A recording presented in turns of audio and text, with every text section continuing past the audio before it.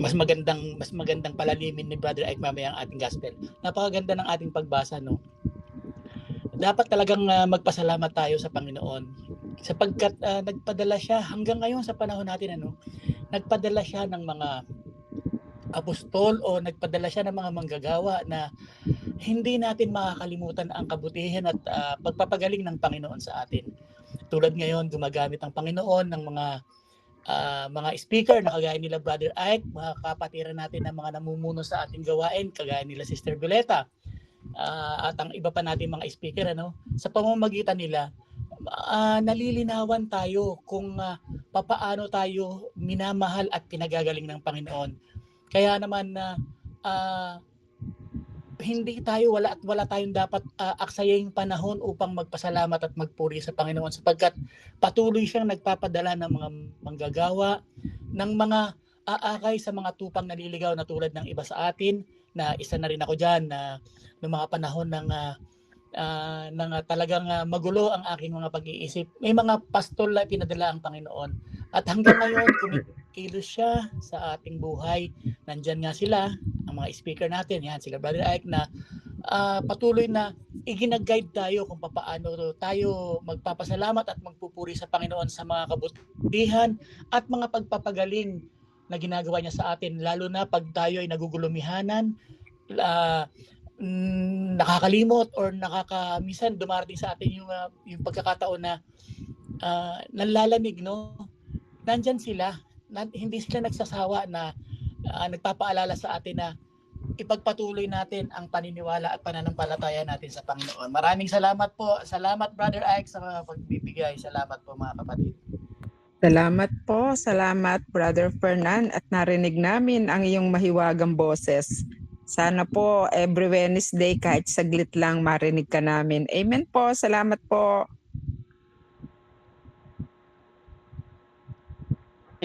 Okay, mga kapatid, nabasa naman ninyo ang first reading, di ba po? At saka yung gospel. Amen po, Brother I. Okay. Yung sinong bumasa sa first reading po?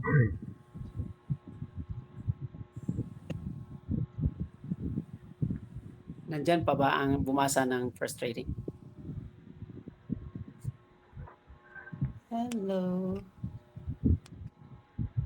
Si Sister Lodina po. Okay. Sister Lodina, nandyan ka pa? Are you still active to participate sa kunti lang mga tanong po? Kung hindi man Sister Lodina po, okay, sa lahat-lahat na narito. Okay, ganito lang.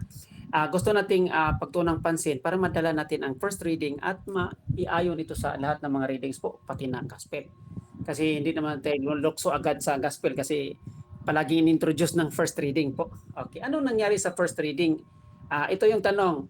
Ano bang kaguluhan nga nangyari sa first reading? May gulo doon eh. Gulo ibig sabihin po, opposite side. Okay. Ano nangyari? Ang opposite side, negative at saka puwersa ng positive. May gulo kasi eh. Anong gulo nga? Sino makapagsabi? Sinong gusto mag-participate po? Para ma-refresh, mabigyan nating ma-presko, maging ano tawag doon? Ano, sige po. Sinong gusto mag-participate po? May gulong nangyari sa first reading sa itong libro ni Propeta Osayas. Sino makapagbigay ng short lang na konteksto po?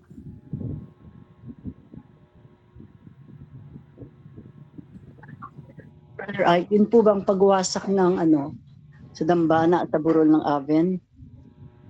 Yes. Bakit naging dahilan ng pagkakasala ng Israel? Okay. So, yun ang gulo doon, no? Ang gulo talaga. Okay. Okay, salamat sister, salamat. Okay, pupunta doon ako hugot, no? Yung mga maraming dambana, ang mga dambana po yung sinasabi niya mga altar diyan, okay? Mga dambana 'yan, okay? Tapos winawasak, okay? Kasi bakit gulo? Kasi maraming dambana ay dedicated iyan sa Diyos, di ba po? Dedicated iyan, altar ng Diyos, di ba po? Pag mayroon yung sinasabi lang agricultural harvest, pupunta ka sa mga hindi ko alam kung sa atin sa Pilipinas practice ba ito. May mga magandang ani at mayroon pong pag-aalay. Ayun. Pag may pag-aalay, may mga altar. O sa loob ng bahay, o sa kasiyahan, o may party, kasi magandang alay, o masaganang alay. Nakita ba niyo sa ito, practice pa ba sa mga agriculture sa atin, sa Pilipinas? May dambana pong maituring na pag-aalay sa altar. Okay? Kakaiba ang nangyari din at pareho din ang nangyari sa Israel at ganun po ang konteksto. Kasi masagana ang kanilang buhay. At kanya-kanyang pamilya, dahil masagana, may kanya-kanyang altar. Totoo ba o hindi? Diba? Nandyan ang nangyari. Alin ang magulo? Sinisira ng Panginoon ito. Bakit? Kasi ang mga dambana na ito, magulo nga. Magulo kasi suwail naman sila sa Diyos. Ano yung pinaka-keyword? Yung keyword po, yung susi ng panalita nila laban sa Diyos. Marumi ang kanilang mga puso. Wala silang hari. Walang takot ng Wala kaming hari sapagkat hindi kami natatakot sa Panginoon. Yan po ang imagine. sinabi. Imagine. So, magulo talaga. Nandyan ang representation ng yung altar, pag-aalay, kasaganahan, lahat-lahat para sa Diyos. Tapos at dain, sabihan naman na wala kaming hari at hindi kami natakot sa Diyos. Pwede ba yan? So, magulo, di ba? So, ang simple na buhay sana, nandyan ang altar, di tuloy-tuloy na ito, direksyon, alang-alang sa Diyos. Hindi wala kaming hari, wala kaming tinatakutan ng Diyos. Ano ngayon? Ibig sabihin, ano yung altar na yon? Kaya nga binawasak kasi magulo ang buhay nila kasi hindi nila ipinapaabot sa Diyos ito.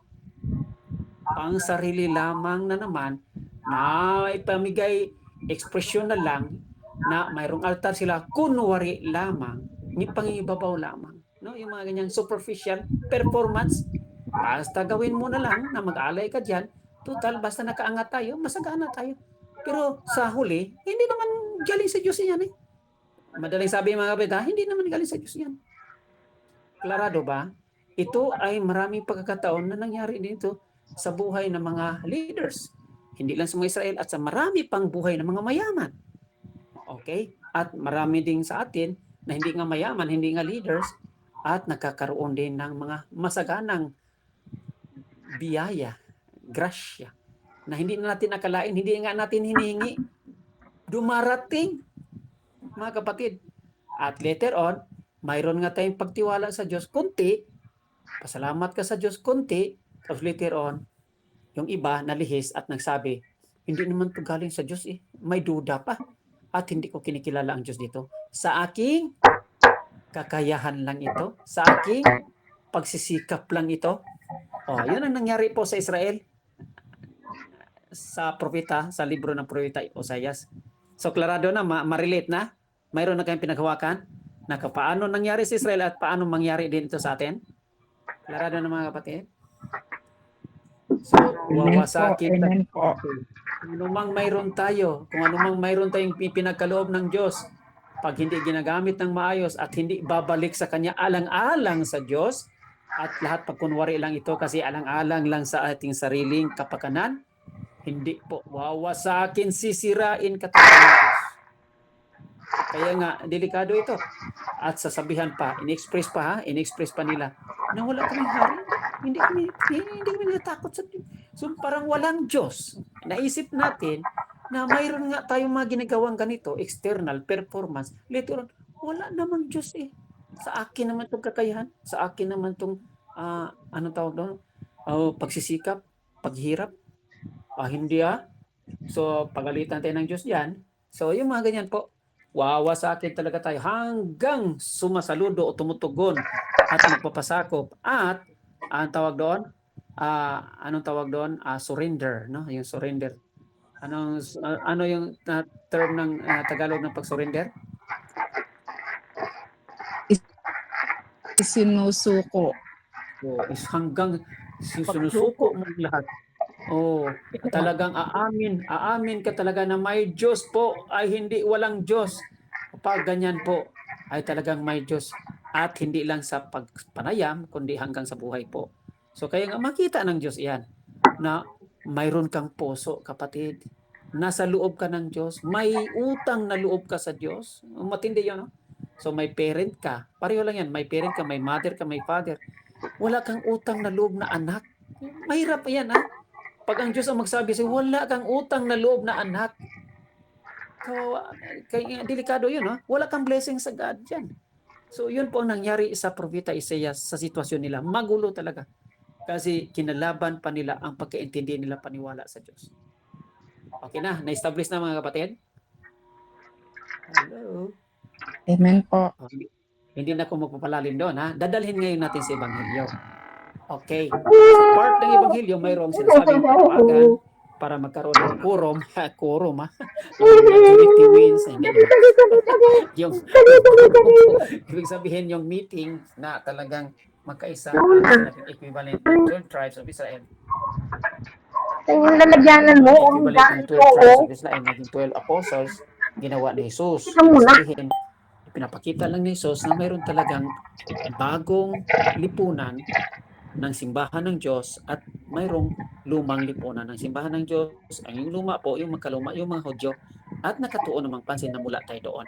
At ang bago po na simbahan, bagong lipunan, ay yung kay Kristo Jesus na itinayo niya sa magitan ng haligi na mga apostoles. Okay? So, yun. Pinili niya mga apostoles, may pangalan, may mission, may layunin, at sila magpalayas ng demonyo, mangaral, at kung sino mga maaralan, mga mapabautismo, kasi sinabi naman ng mabautismuhan, at later on, at establish talaga ang paghari ng Diyos. Okay? Kaya nga sa Ebanghelyo, nakita niyo ang salitang paghari ng Diyos.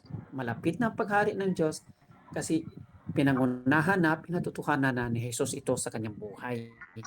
So, ibig sabihin ko, ano man nangyari sa Old Testament nga sinisigaw nila, ay wala naman kami kinikilala, wala kami hari, wala kami tinatakutan na Diyos. Dito po, hindi na tao ang nagsabi.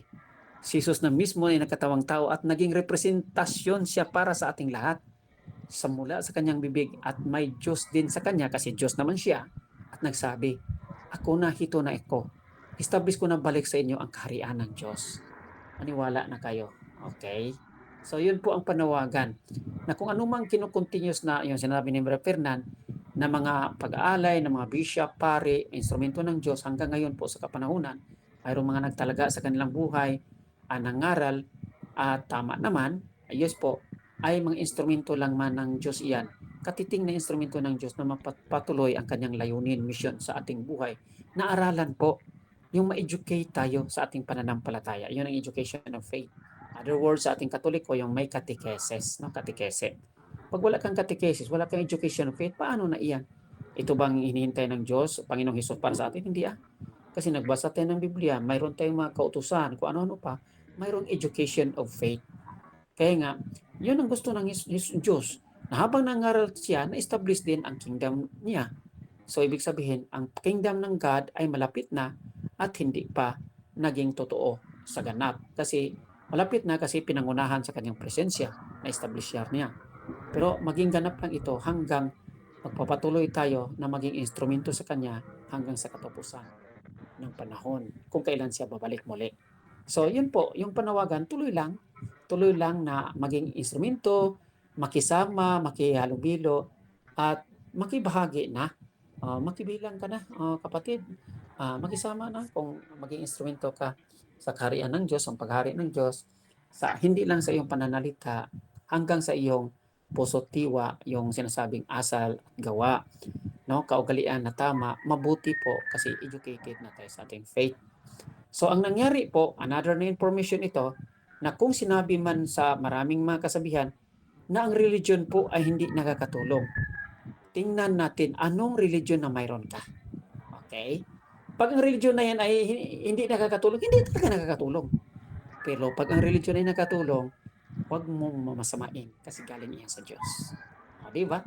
Ngayon, sa lahat ng religion na ito, kasi ang paggawa ng altar, pag-alay sa Diyos, ay isang ekspresyon ng religion iyan. Ang matutong magbasa sa Biblia, ang matutong makinig sa salita ng Diyos, ay isang ekspresyon ng religion iyan. Tapos magsabi ka nga hindi makatulong ang religion? Hindi Magsabi ka hindi makaligtas ang religion? Hindi So, totoo nga na nandyan tayo sa isang religion na makatulong sa kaligtasan po. At yun lang ba ang kaligtasan natin nakasalalay sa religion? Hindi. Hindi din sapat. Di ba po? Kasi mayroon kang gagawin o mayroon akong gagawin at mayroon tayong gagawin, sama-samang gagawin para sa ating nasa papaloob tayo sa religion. Di ba po? So, tunay man nga altar, tunay man pagsamba, papuri natin sa Diyos. Kaisa naman natin ang ating bawat isa na damdamin, intensyon at kasama ang ating mga kasamahan ay talagang nasa simbahan tayo. Pero pag sinabi mong ikaw, hindi tiwalag ka o lihis ka, ay hindi naman napapasama ang religion mo eh. O yung Kristiyano ka, Catholic religion at hindi naman pasama. O, di ba? Nakatulong siya. Nakatulong sa pagpakusensya. hindi mo lang ginawa o hindi ko lang ginawa, di ba po? So nakakatulong. O hindi lang ano tawag doon? Sapat na nakakatulong kasi hindi ka nga nag-cooperate. Okay po? So tama 'yun nga yun. So nakakatulong 'yan. Simbahan nakakatulong po kasi depende lagi kung kaninong simbahan na bilong ka. Pag hindi nakatulong yan, talaga kay Satanas ng simbahan yan eh. Hindi talaga nakatulong yan. Di ba po? So, equalify. Ang tawag doon, equalify. Bigyan natin quality. Kung anong religion o kaninong religion ka. Kaninong simbahan ka. Okay? Sinong sinusunod mo? O, yung ganyan po. Pag hindi, ay baka yung sarili mo lang ang nalihis at tama naman yung religion. Di ba po? Nakatulong yan sa kaligtasan. Ngayon, kung magsabing iba sa panawagan sa lahat po, na sino lang maliligtas? May religion ba o wala? Okay, ito na. Maligtas po ang may religion at totoong religion at ikaw na nandyan sa religion. Okay po? Ngayon, hindi maliligtas ang nasa religion na totoo pag wala ka rin kooperasyon. Di ba po? Sabay-sabay yan. Kaya nga hindi sapat ang bawat isa na nandyan ka na sa tamang religion pero wala kang sinasabuhay. Ang kumain na ikaw? So, Ano yun? Oh? Kumain na yan sinasabi na ikaw? the last sort, ang last na basihan na ang makaligtas, hindi daw ang religion. Ay, hindi nga totoo yan. Oh, diyan ka lang dyan na Makaligtas ikaw ang ha. religion kasi nasa tunay ka Bawal ng religion. pumasok, Ang bawal. sinasabi pinag-usapan na hindi ang religion sa last sort sa mga ignorimos, sa mga ignorante, sa mga inosente na wala sa kabihasnan na nasa katayuan natin. Hindi ka educated, wala kang Biblia, at nasa tribu ka pa, kaninong saan ka, nasa Mars ka yata, yun po, ayon sa konsensya. Hindi sa Biblia, hindi sa religion. Okay po? So, qualify lang po natin na, ganun pala, sila lang yun. Ang base dyan, ayon sa konsensya. Pero tayo, ayon sa konsensya, ayon sa religion, ayon sa education, ang daming inayunan natin. Pag hindi tayo maayon dyan, tanong-tanong tayo, saan na ba ako? O saan na ba ikaw sa iyong quality buhay bilang Kristiyanong tagasunod ni Kristo? Ganun lang po. So, kaya nga, kung ano man ang mayroon tayong mga abala sa mga nakaturuan natin, i-qualify lang natin, bigyan natin quality or value kung alin doon para maitama at maiayos, para walang gulo. Kasi marami nagsabi, hindi naman kaligtas ang religion. Hindi lang sapat. Okay? Ngayon, kung wala ka pang religion kasi nasa kabihasnan ka sa malayo, ulitin ko, ignoramus ka, wala kang internet, wala kang education, ay may suring ka doon sa tribu, sa anong tribu yan hanggang sa Mars, ay wala po yan. So, konsensya na lang po at kabutihan kasi wala nga silang religion. Ito rin, mayroon. Pero hindi din sapat. Okay? Maraming salamat mga kapatid. Magtanong ko ulit para masaya.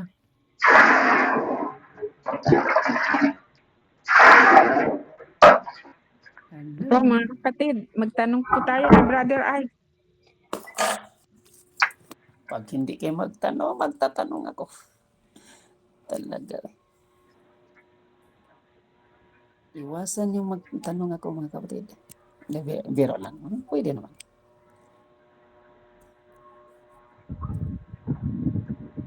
Brother, bakit po ang pinili ng Panginoon na 12 apostoles yung hindi yung matatalino, yung mayayaman, yung mababain, hindi po ba?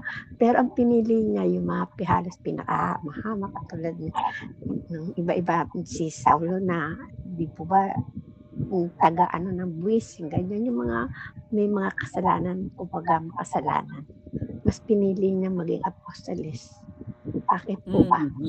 Yan ang sinasabi natin na ang unang sagot diyan, yung pinaka-simple lang na sagot na lahat nga sa kanila at lahat sa atin who are the most privileged o kung sinong may privilege wala naman o who are worthy wala naman so kung ganun Di pantay-pantay pala tayo sa harap ng Diyos. Hindi nga niya yun. Okay, yun ang una po. So, walang nakakataas at walang nakababa. Ayon sa kagustuhan ng Diyos. Okay? So, kagustuhan ng Diyos iyan. So, hindi ka magaling o mahina ka o magaling ka sa kagustuhan ng Diyos. Kaya nga pinili ka. Okay? So, pasalamat ka sa Diyos. Hindi yan galing sa iyo. Hindi yan galing sa akin. Kundi, panawagan ng Diyos, regalo ng Diyos yan na mabilong o mabahagi ka dyan. So, kaya nga nangyari sa mga apostoles. Yung pangalawang sagot po, yung sinasabing maliban sa hindi ka privilege o mayroon ka mga talento o yung pangalawang sagot yung mapapa-increase ang paghari ng Diyos. Kasi kung matalino ka, sino lang mangibabaw minsan? Pansariling kakayahan, pansariling talento, walang kinikilalang Diyos later on, yun, mag-exaggerate na. So, hindi na paghari ng Diyos, maghari naman ang aking sarili o yung sarili. So, paghari ng Diyos po, yun, pinaka-clue na yan. Talaga, very intelligent ang God. So, maghari siya at totoong maghari siya, ay kukunin niya ito, hindi mga less privileged people. Okay? Pangalawang tanong, pangalawang sagot. Pangatlong sagot, may pangatlong sagot pa. So, maliban yan, na siyang maghari na tunay at siya pong mag-increase at while we decrease. Diba? Mag-increase nga. Mag-increase nga ang paghari niya eh. So, mag-become humble tayo sa ating katayuan at siya ay nasa taas po sa lahat. So, okay na yun mga kapatid. 1, 2, 3 lang muna tayo. Marami namang answer dyan eh. Amen po. Talaga. Okay. So, yan. Maganda. Ay, sako. So, kung pinili ka kapatid, ay hindi yan dahil sa katalinuhan mo, educated ka, kung ako man, sa aking kakayahan, kung ako man ito ang kinagisnan ko o dinaraanan ko, hindi naman. Pero bakit ako napunta pa sa inyo dito? Yung mga ganyan po ba? So, am I recognizing that God really wants me here because of His kingship? At siya lang ang napapaloob sa akin at naghari siya sa akin? Yan po. So, pasalamat ako sa Diyos na nandyan kayo. Nakikita tayo. So, paghari ng Diyos. So, ito ba ay kasi hindi nga sa aking kakayahan o sa aking pag-aral, kundi ganun din. Magpapakumbaba din ako kasi sino ba ako sa harap ninyo? Di ba po? Ang dami namang matalino dito Ang dami namang privileged people dito O sino ba ako sa harap ng Diyos? O sino ba tayo sa harap ng Diyos? So, wala naman. So, ang katayuan po nato ay nabilong lang tayo sa nasabing all of us are called by God and then may kanya-kanyang role at nakakatulong sa bawat isa. Yun lang po. Na tinatawag ka, nakakatulong ka sa bawat isa. We are called by God in a very humble na acceptance na mayroon kang papel sa komunidad na iyan. Kung anuman kaliitan iyan o anuman kalakihan na pangunguna o hindi pangunguna, Diyos po ang nakakalam at ang community ay tutuparin mo na lang, magsilbi, maglingkod ka na lang sa buong pagpakumbaba. Di ba po? Wala naman no? Kasi Diyos lang nakakalam para sa ating lahat. At liban dyan, nakakaalam din tayo kasi nagserbisyo, naglingkod naman tayo na walang halong pagmamataas po. Apo? Brother Ike, di po ba sa lahat ng lugar may nawawalan tupa? Yes. Bakit po pinagbawalan ni Jesus na huwag pumunta sa lugar ng mga hentil at sa lugar ng Samaritano? Diba kailangan wala namang pinipili? Bakit po ganon? Okay, yan. Sa malawak na ang Diyos po walay tinatangi. Pero si Jesucristo po may tinatangi. Okay? Ganito yan, okay? For facilitating easily. Okay? For facilitating easily sa konkretong kaparaanan, kailangan may prioridad po. Okay? Priority. So, sa plano ng God ay malawak yan para sa lahat ng sangkatauhan. Ngunit, may prioridad talaga. Kasi bakit? Sino bang later on na magpapatuloy, magtaguyod, maging layunin mula sa kanila hanggang sa kaluluhan ng mundo? Prioridad ang tawag doon. Hindi yung Diyos pupunta sa Pilipinas, pupunta sa Amerika at sabay-sabay kayo lahat. Ay, mas lalo pang nakawatak-watak mga kapatid. Ngayon, tausan ng tausan ang pagkakaibang pananaw. Mula pa tayo sa isang pinanggalingan, di ba po? Mas epektibo itong priority. Kaya nga, nagre-reflect din ito sa atin po. na hindi tayo pwedeng, hindi na pwedeng, pwede tayo na, anong tawag doon, mangaral sa iba, pero unahin muna natin ang ating pamilya. Okay? Unahin muna natin ating sarili.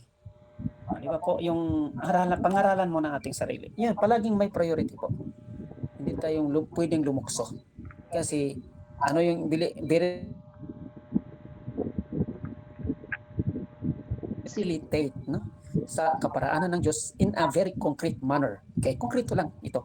Yung sinasabi na yung katotohanan lang sa katotohanan, real talk lang tayo. Hindi pwedeng maglukso tayo ng lukso.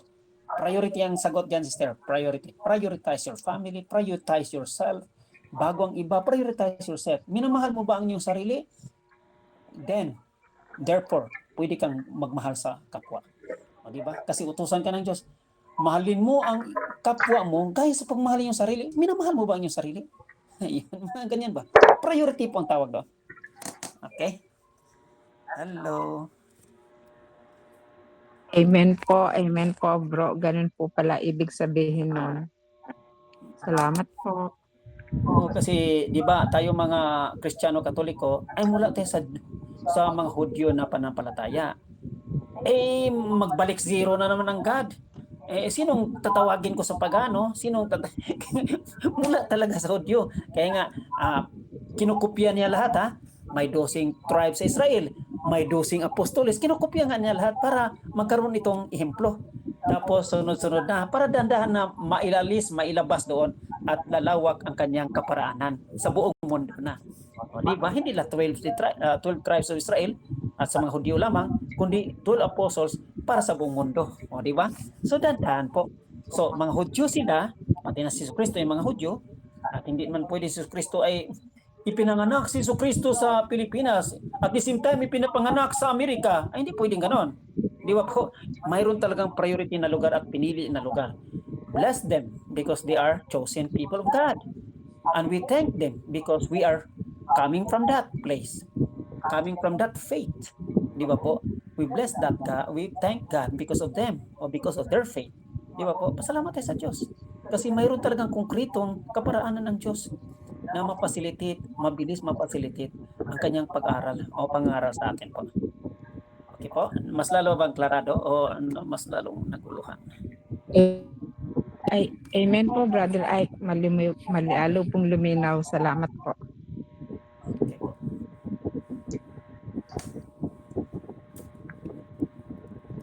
Wow. Sige po mga kapatid, meron pa po.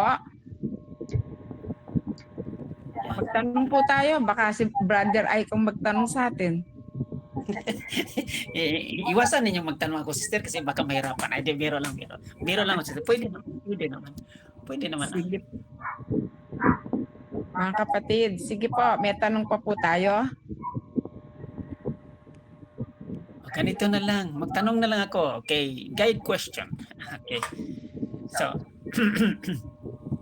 ano ang kahalagahan ng puso ng individual ng Israelita hanggang ngayon sa pagsamba? Kasi may dambana, di pa may pagsamba. Sige nga. Ayon sa ating mga binabasa o ayon sa kagustuhan ng Panginoong Hesus, anong kahalagahan ng puso mo, puso ng iba, puso nating lahat sa pagsamba?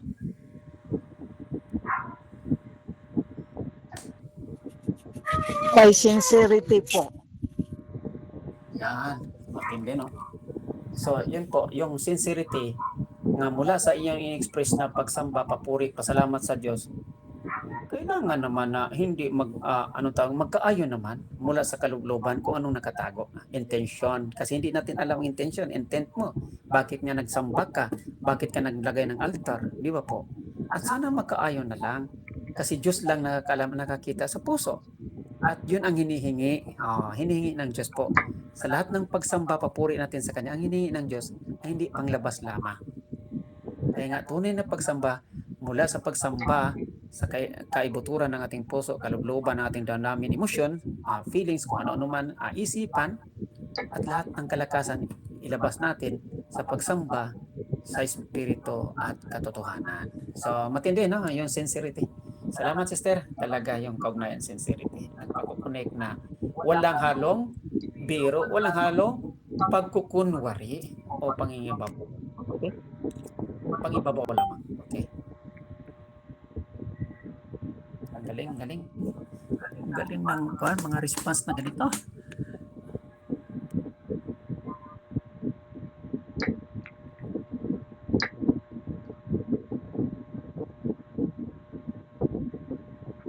Sige po, meron pa po.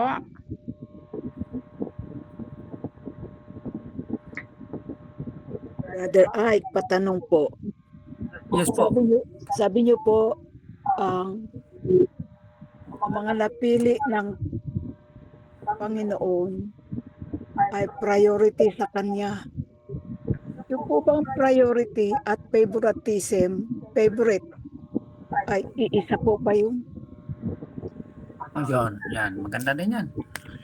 Maganda din na yan. Yung hindi naman siya salungat.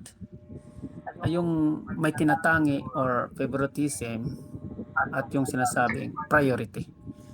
So, ang priority kasi, titingnan natin ang priority kasi, may ano kasi yung may samantalang, samantalang, ano yon? Yung Lagi samantalang. siyang una, laging una siya. Siyempre, sa lahat ng bagay na gagawin niya, yung priority siya, kumbaga sa isang tao, priority siyang titingnan ko. Diba? O bibigyan ko. Siya ang una. Ang priority. At paano kasi ang kakaiba nun sa favoritism niya? Ang favoritism kasi, okay, ganito yan. Ang priority kasi mayroong kailangan. Okay? Mayroong kasing kailangan na unahin. Okay? Mayroong kailangan na tugunan. Okay?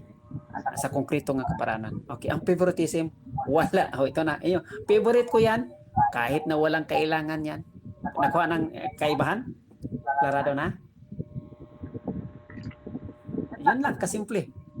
So, ang priority ay mayroong kailangan at dapat unahin na gawin. Ang favoritism, ay, ang dami-dami. Diyan, pero favorite ko yan. Sa kanya yan. Kahit na hindi kailangan. Nakuha yung distinction sa parents po at sa mga anak. Mayroon kang favorite. At siya lang binibigyan kahit na hindi niya kailangan at sobra-sobra na. Di ba? Nakita niyo ang favoritism? Tinatangi? May tinatangi? Brother, Yes po.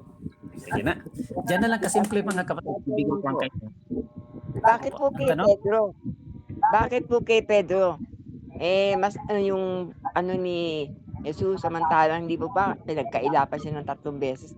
Bakit kay Pedro siya kung favoritism niya? Ibig sabihin si Pedro favoritism. Favorite niya. Hindi rin. Hindi rin sa term na favoritism. Ano yung pinaka-clue doon nasa Matthew 16, no? Sinasabi nga, sino ba ako ayon sa mga tao? Tapos mayroong sumagot doon, hindi pa si Pedro ay si Juan, si Jeremiah, si Elias. Tapos pumasok siya sa ibig sabihin sa kanila, no? Sa kanila lang. Kayo, di ba? Sino ako? Tapos isa lang sa kanilang tumayo si Pedro. Hindi favoritism yun. Okay.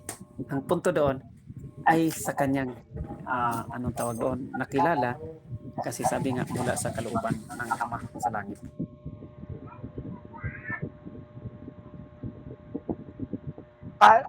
Brother, para kumbaga yung Ama sa langit, siyang binigay niya kay Jesus, na si Pedro talaga ang mangalaga.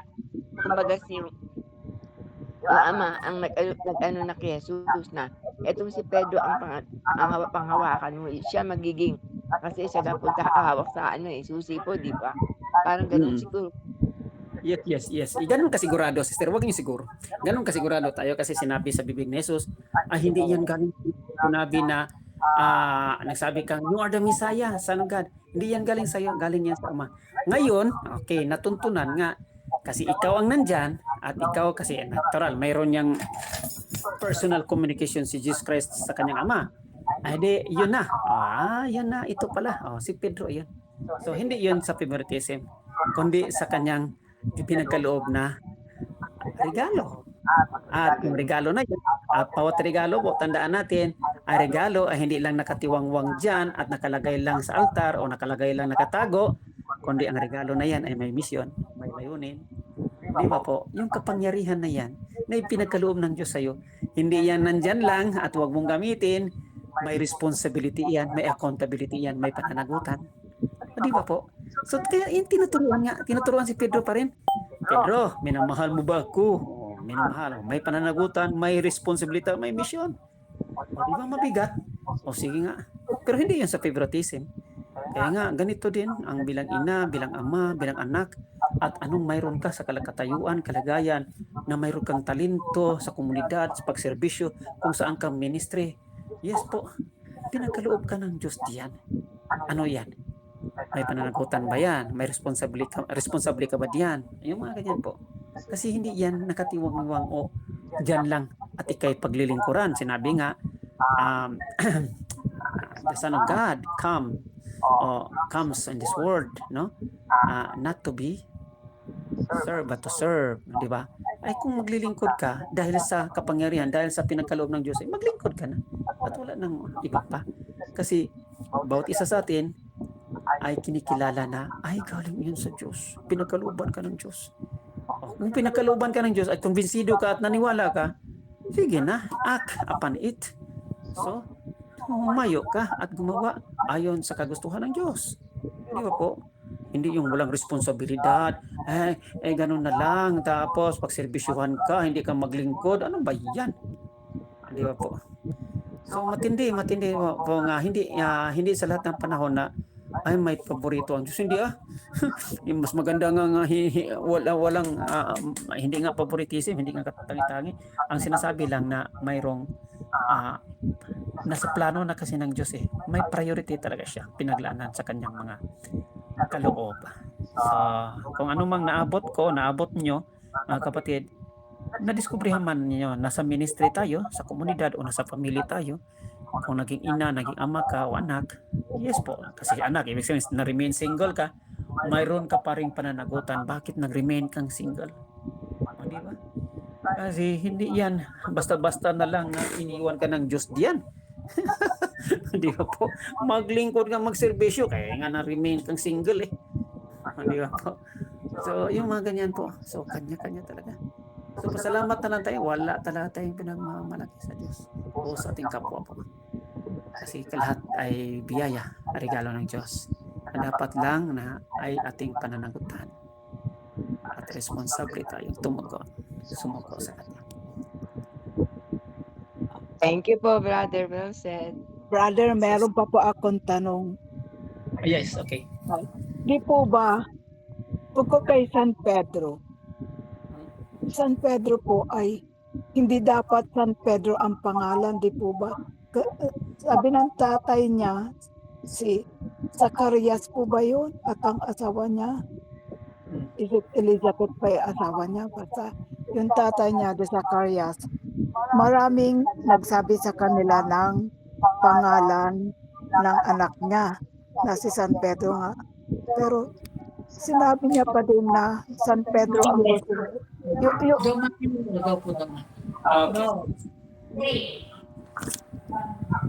yun po ba ay tinalaganan ng Diyos dahil paborito niya? Alam niyang magiging paborito yan si San Pedro. Itinalaga po ba siya talagang ganyan? O alam na nung tatay niya na Zacarias na siya ay magiging San Pedro at magiging alagad ng Panginoon at magiging tagabukas ng pintuan ng langit. Ay, is it true? Ganon po ba yun? Si Zacarias yung Elizabeth. Diba ang tatay niya? Yung si Elizabeth ang kasama. San Juan po. San Juan po, si Juan po yun. Si Juan po yun, di ba? Yun, di ba? Anak ni Anak ni Zacarias. Zacarias. Anak ni Zacarias yung si Juan Bautista, yung magbibinyag, tagapagbinyag. Tapos yung asawa niya si Elizabeth. Okay? Tapos nangyari doon sa dambana, sa loob ng templo, na nagano siya, yung natuka. I mean, siya po ang naging papel siya, napili siya sa lahat ng mga haring pari, kasi isa siya sa mga pari, no? Na siya sa taon na yon ay maglingkod sa altar at siya mag-insenso, magpahalimuyag sa lahat ng mga incense doon sa altar at siya lang. At nagpakita kasi sa kanya ang anghel. Okay? So, okay. At natulala siya kung anong pakay niya, no? Anong pakay ng anghel na ito. So, marami ng kwento ang anghel para sa kanya, ganon-ganon. Mabiyayahan ka ng Diyos kasi matagal nang iningi din yung wala kayong anak, yung mga ganyan po. Okay? So, Stand corrected po ako, sorry. Tama po ang intention ko po nga yung nag-baptize kay Jesus. Tama po. Yan ang tinatanong ko kung tinalaga na po siya talaga or favorite lang talaga ang San Juan Bautista. So hindi nga siya kasi imagine ang dami na mga Israelita nga dumaan, no, sa plano kasi ng Diyos, no. We are under the plan of God, no, ang mula sa kaninuhan natin mula sa mga Hudyo, no, na panampalataya. So ang dami na mga Israelita nga dumaan, family ng mga infertile. At tinugunan naman ng Diyos, sinagot naman ang kanilang kailangan kasi humingi sila ng anak at nagkaroon ng anak. Ito nga, at ganun din naintindihan ng Diyos. Ito si Zacarias at saka si Elizabeth, humingi din sila ng anak. Wala silang anak, di ba? At sa sinasabing sa katandaan nila, magkakaanak pa ba sila? Hindi na. So kaya nga nagpakita na ang anghel sa kanila. Ngayon, itong intention ng God sa magitan ng anghel, yon, mayroong purpose kasi may layunin. Alam ng Diyos iyan. So kaya nga, ang lahat na ito, kung anumang mga sinasabing small ways natin, yung chores natin, yung paglalakbay natin sa mundo, gagamitin talaga ng Diyos kung ano manghingiin kung ano manghingiin mo sa Kanya, gagamitin ng Diyos yan. Dahil alam na ng Diyos ang plano niya sa iyo. Gagamitin ng Diyos yan. Katong anak ko, si Zacarias at Elizabeth humingi ng anak, gagamitin ng Diyos ito. Magpadala siya ng isang propeta. Okay. Sa pagitan ng kanilang pag-anak, yung si Juan. Okay. Mayroon bang favoritism? Hindi So, naglilingkod sila na sa Diyos po. Si Elizabeth, si Zacarias. Hindi nila alam ang plano ng Diyos. At nakita nito sa theological kasi, mayroon kasi nag-usap, no? Sa theological nga pamaaraan, may nag-iusap talaga. Nagkwentuhan sa langit at ang nagkwentuhan doon, nandoon yung banal na Santatlo, si Ama, si Jesus at ang banal na Espiritu Santo. Natural, ibang malita ito sa mga angels, mga kasamahan din nila. Okay, pero hindi naman mga Diyos yun. Mga anghel, mga ginawa ng Diyos yun. So, pamalita yun. Kaya nga, inutusan itong anghel, bumaba. Ito may kahilingan ito. At ito naman ay kasama sa plano ng magligtas sa Israel at magligtas sa mga bagong tipan. So, bagong mapapasok ang Kristiyano, ay introduce si Kristo ay sa magitan ni Juan. Ang ginawa itong instrumento ng Diyos po. Sa magitan ng kanilang paglilingkod, pagserbisyo, at kakulangan nila na anak. O diba? Ang ganda, no? The mysterious way fell. Nahulog po at natama sa kanila. Ang mysterious way natama sa kanila. At ang mysterious way ay napapakataas na paalaga na matupad ito sa magitan ng pagkaroon nilang anak. O diba? At the same time, hinihingi din nila na magkaroon silang anak. O diba po? Maganda, diba? So, sa bawat po na mga kahilingan natin, ay talagang may katumbas na pag-usap sa langit iyan. Kasi alam na ng Diyos kung saan ka papatungo. Papasama ka ba? O papabuti ka ba? At matulong ka ba sa kanyang misyon, layunin? Pag hindi, akayin ka ng Diyos. Hindi naman pangunahan ang iyong, tawag doon? Pangunahan ang tawag doon? Yung mamaliitin ang iyong malayang pagpasya. Sasakyan ito sa pagbigay ng biyaya sa magitan ng iyong mga hinihiling. O, di ba? So, sa iyong paghiling, pag sumamo sa Diyos, nandoon yung malayang pagpasya mo. Okay? Na lumapit ka sa Diyos kasi may kahilingan ka. At dyan ka po, bibiyahan ng Diyos kung ano iyan. Kasi ayon din sa kaganapan na mangyari sa plano niya para sa iyo. Di ba po? Yung pag-usap ng Heavenly God, Father, Son, and Holy Spirit, they communicate each other for you to establish His kingdom on you. And doing this, and by doing this, He can do miracles upon you. Ngunit, hindi niya gagawin ang miracle without your cooperation, yung paghingi. Di ba? Ang ganda, no? Amen po ba? May favoritism ba? Wala. Kasi hiningi mo eh. Di ba po? Hiningi nila ni Elizabeth na magkaroong anak. Ngunit may nangingibabaw na kataas lang ang plano ng Diyos. Kasi si Juan pala ay later on, anak nilang kaisa-isa, pupugutan ng liig. Kasi hindi lang anak nila, kundi ay sadya yan na siya ang manguna para kay Jesus na maging martir. Si Jesus po ay maging martir, sa makatuwid, si Juan ay maging martir din. Klarado bang introduction ni Juan na maging presente si Jesus? Si Jesus nga later on maging martir, yung lahat ng mga nauna sa kanya, martir din. Hinahanda, ay pinaghanda ng Diyos yan. Ngunit hindi mangyari ito sa iyong walang malayang pagpasya. So, hindi nangyari ito. Hindi kagustuhan din nila ni Elizabeth ay Zakaria na magkaroon silang anak. At doon lang sila natututo na magkaroon pala tayong anak at later on mamatay lang pala. So, yung mga ganyan, hindi nila alam yun. Okay po? Misteryo ng God yan. Hiwaga ng Diyos yan. Anong hiningi mo kapatid? Baka natakot ka ngayon. Huwag naman. Humingi ka ng humingi at ikaw pagbigyan ng Diyos. Pero huwag mong ilimit ang iyong hiningi na baka gawin niyang instrumento na may malaki pang plano ng Diyos sa iyo. Allah. Sister Violeta, Sister Susana, Brother Fernan, may hiningi ka ng Diyos ngayon. Pero akala mo nga, sinagot ka na ng Diyos, pero akala mo lang na doon lang. Baka mayroon pang ibang papagawa ng Diyos na hindi mo akalain na ganun pala ang mangyari. Kalawak ang himala ang na ginawa ng Diyos sa iyo, ganun din kalawak ang plano ng Diyos na hindi mo in-expect. Binigyan ka ng ganun, later on, hiningian ka pala ng mas more pang kapalit.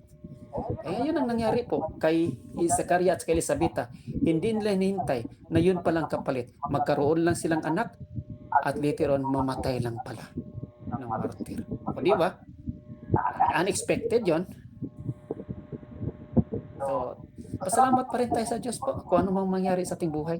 Sa ating lahat ng mga hiningi, malawak na problema, malawak na himala, ay may solusyon naman at nangingibabaw palagi ang Diyos at bahala ng Diyos kung ano man iyan na hindi natin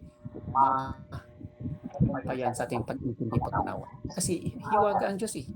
As Diyos yan, Diyos po ang naging mas mataas sa atin o nagkakahigit sa atin. Brother, Amen? Wala, brother. sige. Tama po pala ang pagkapili sa kanilang 12. Kasi may plano ang Panginoon pala sa kanilang 12. Ganun pala po yun. Yung ilan ba tayo dito? Ilan ba tayo ngayon? Wala, balik tayo sa ating 19 po, 19 po. bilangin mo. Lampas pa tayo sa dalawa. Ibig sabihin, marami nagawa sa plano ng Diyos. Sa plano ng Diyos, okay, lampas pa tayo. Sa plano ng Diyos, hindi natin akalain lang. Hindi natin akalain, bakit nandito ka? Nandito siya. Plano ng Diyos na nandito ka. Dapat ay plano rin na seryoso na simula pa, alam niya na dahil isa siya sa 12, tapos hindi nga po siya pinagpala dahil binigyan siya ng kapangyarihan na magpalayas sa mga demonyo ang paggaling sa mga masakit. Pero sa bandang huli, si Judas Iscariote yung nagtakot sa Panginoon. Ano po? Parang plano. Bakit po gan pinili niya pa rin? Alam naman natin na sinasabi niya na si Judas Iscariote ang magtatakot sa kanya. Kaya pinili pa rin siya ni Jesus na maging isang alagad niya. Ganda lang sa conversation. Ito yung sinabing the story, the storytelling of God between us and God, no? May storytelling kasi ang behind, nahiwagaan tayo. Na mayroon palang nag-uusap at pinagkukwentuhan tayo sa tagalangit. O yung mga ganyan ba? So, parang nalimitahan lang tayo doon sa ating mga hiningi at binigyan tayo ng biyaya, grasya ng Diyos. O, di ba? Pero mayroon palang nakakahigit doon. O, di ba? Hindi natin alam yan. So, in times, sa panahon, sa mga panahon na darating iyon, mga kapatid, binigyan ka na ng Diyos ng talento. Binigyan ka ng Diyos kung ano mang hiningi mo. lalawakan mo naman kasi expected na may more pang hinihingi na kapalit diyan ang Diyos. At yun ang malawak ng plano niya. O, di ba? Hindi natin alam yan. Tama po. Amen po, amen. Tama po tayo. Halimbawa lang. Ay, ito yung halimbawa. Ikaw ay may maraming anak o konting anak. Ako ay walang anak. O, di ba? Simple as that. Eh, bakit ganon? Ganito lang ba nga nanatili ako na walang anak at wala na akong gagawin? Ay, baga may expectation pa ang Diyos mas higit pa kaysa inyo, nakakarami ng anak. O, di ba? Kasi nga, oo nga, no? Ang pari, bakit hindi nag-asawa?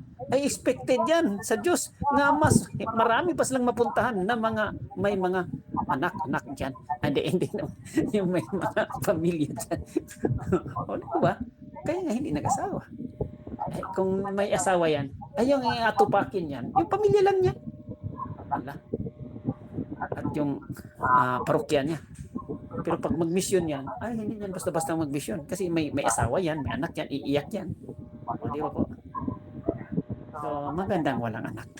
So, basta ito lang mga kapatid, yung kasitwasyon, no? Sa bawat sitwasyon po, mayroon tayong, sa bawat sitwasyon may papel po tayo sa plano ng Diyos. So, ano nang kaligayahan mo ngayon? Ano na ang katayuan mo ngayon? Sa edad mong ganyan o sa edad kong ganito, saan na tayo sa sinasabing malawak ng plano ng Diyos? Nahiwagaan pa ba ikaw? Pag hindi pa, okay lang. Sa normal lang chores natin. Di ba? Pero be expectant. No? Na mayroon pang tawag daw hingi ng Diyos. Diyan sa iyo po. Kaya nga marami tayong intention, no? Marami tayong dasal. Na Lord, huwag naman nyo kaming hiwagaan pa. Paintindihin mo naman kami. Give us enlightenment. Give us discernment. Di ba po?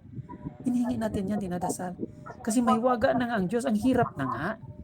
Pero gusto naman Diyos yan na mag-dasal tayong ganun. Di ba po? Mas mamo tayo. Huwag naman masyadong malawak, Lord.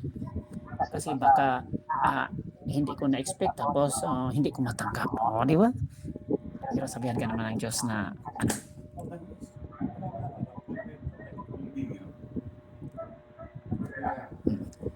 Okay talaga. Sino pa gusto mag-relate?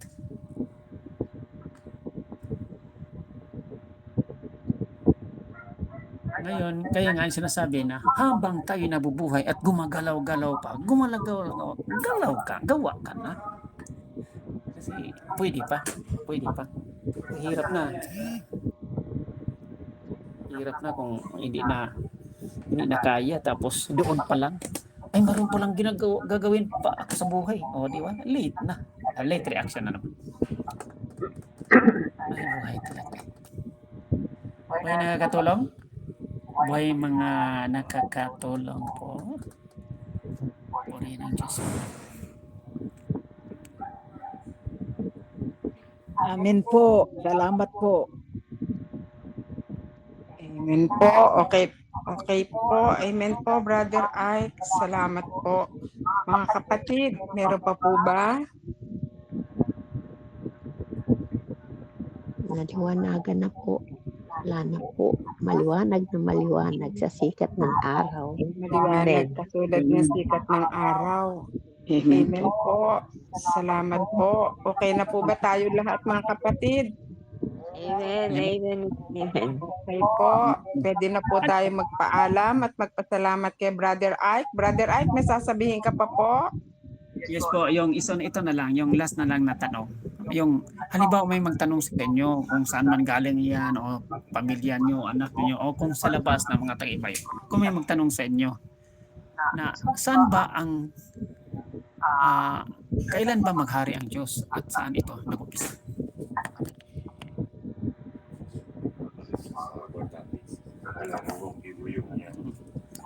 Maghari sa ating isipan at puso. Magmumula sa ating puso. So yun, so saan man nag-umpisa sa atin. So yun ang saying, it begins with me. No? Yung sinasabing, the peace, the love, the joy, kailangan mag-umpisa talaga sa bawat isa sa atin. Kasi kung hindi man, Oo, sarili po. Kasi kung hindi man, kailan? Kailan ito at saan man hagilapin ito? Kung hindi mo kumpisa sa akin. So, yan, yung song na sinasabing, Let there be peace on earth and let it begin with... Di ba po? Okay na? Hari ng Diyos yan po. Maraming salamat. Thank Yung you. kalagayan, Salamat pag-asa. po. Salamat po, Brother Ike. Ah, Okay po. Okay na ba tayo mga kapatid? Paalam na tayo at pasalamat kay Brother Ike. thank you so much. Salamat po, Salamat Brother po, Ike. Sa Brother Ike. Wednesday po ulit. Naliwanagan kami ng husto. Thank you po, Brother Ike. Salamat kayo. Salamat, sister. Saan ba yun? Saan ba ka, sister? Sino yung nagsalita na salamat kayo? Sa Cebu po. Sinilda. Sister, anong pangalan? Si Sister Nilda po. Nilda Tangay, Tangkay. Opo. Ay, salamat po, salamat. Thank you. Salamat po, Brother Ike. Bye-bye po. Sa Wednesday po ulit. Mga kapatid, okay na po tayo. Mag-reflective song na po tayo kasi may meeting pa po tayo ng konti. Amen po. Needs. Amen. Salamat po mga kapatid. Wag po muna kayong aalis ha. Saglit lang po. Salamat po.